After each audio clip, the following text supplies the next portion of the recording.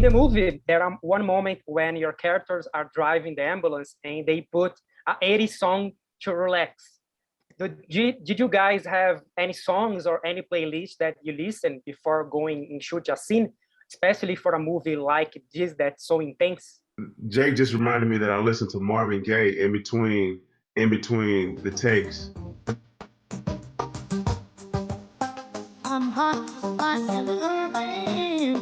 Um, but I probably should have been listening to like some Rammstein, like Du hast. Do you know that song? Du hast mich. Du hast mich. It's a great one. It's like a classic. It's like some classic German, like punk rock, like heavy metal stuff.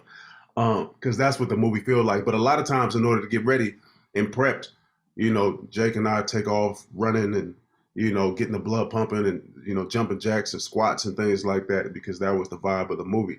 And then you need something like what we listen to in order to ease us and bring us down.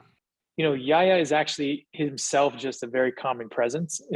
He just has an energy that is like, he centers himself, like meditates and does his thing. And so he is his own form of calming, so I didn't need music. I had Yahya.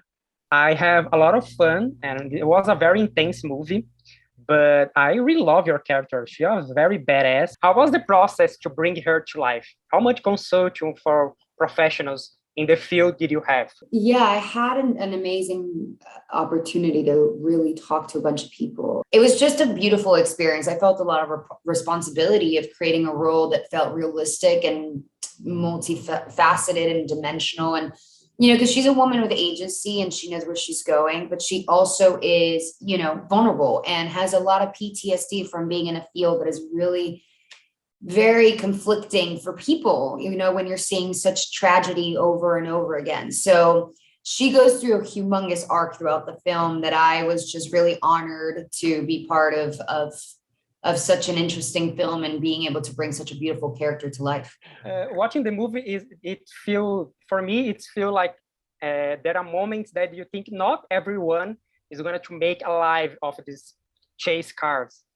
There was a feeling for you guys when you are reading the script for the first time that sometimes your character or other characters may not survive? Yeah, when I read the script from the start to finish, I was engaged.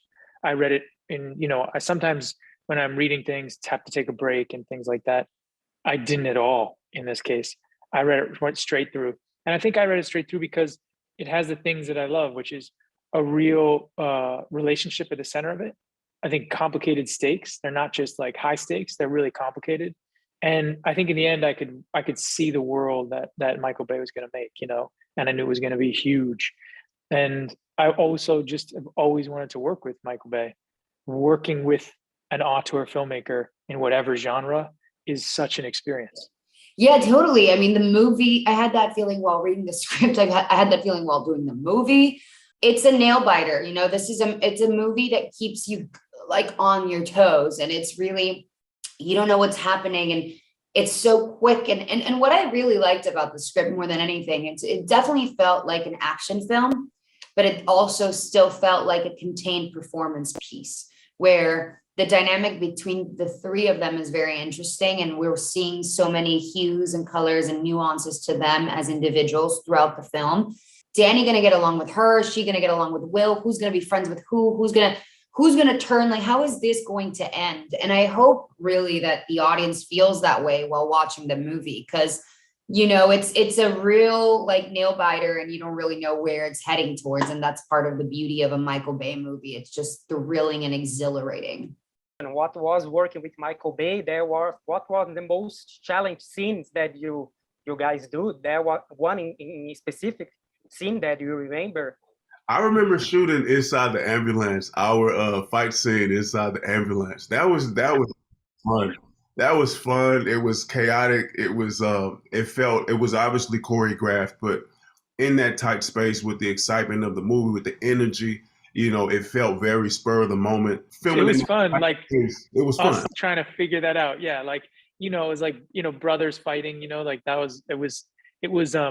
it was as funny as it was sort of dangerous, and So Yahya and I were laughing in the middle of us, like fighting with each other and then doing the choreography. I mean, it was just, it was a good time. Your characters had a really scene with your partner at the ambulance that you guys have coffee, but it's not very dynamic, professional dynamic. That was very nice. But if you, Eiza, could have a coffee with one of the characters in the movies, who you be and why? I don't know. Everyone is so good in this movie. I feel Zaga is really good, played by this beautiful Australian girl, Olivia, and she's incredible in the movie. And she's just so dynamic and so fun and so interesting and so good at what she does that I'd love to sit down with her and hear her thoughts because she's a badass. So I think it would definitely be her. I think Cam and her would get along very well. What do you guys can say to the fans? What do they can expect for Ambulância? So much fun, so much action. And I think they won't really, I think they might be surprised that at the end, they may just shed a little tear.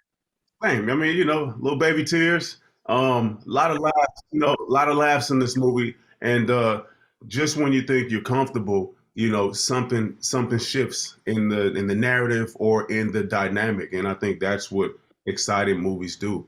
And this one is no exception. I'm gonna get you back home, little brother. I'm gonna get everybody home.